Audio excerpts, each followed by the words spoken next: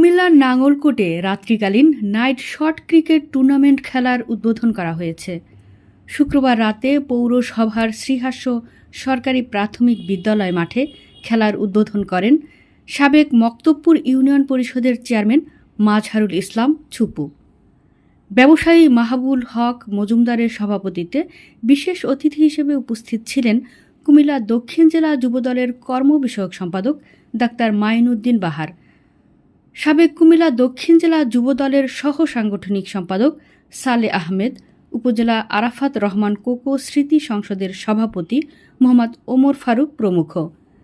খেলাটি পরিচালনা করেন ইকবাল আরিফ ও ফরিদ। খেলায় অংশগ্রহণ করেন চৌগুরি জুনিয়র একাদশ বনাম নাঙ্গলকোট রাইজিং স্টার ক্লাব। শ্রীহাস্য আলোকিত ক্লাবের আয়োজনে খেলা অনুষ্ঠিত হয়।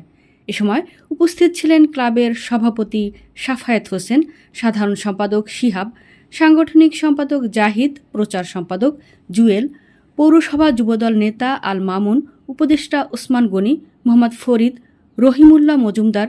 এ সময় আগত অতিথিদের ফুল দিয়ে শুভেচ্ছা জানান আয়োজকবৃন্দ।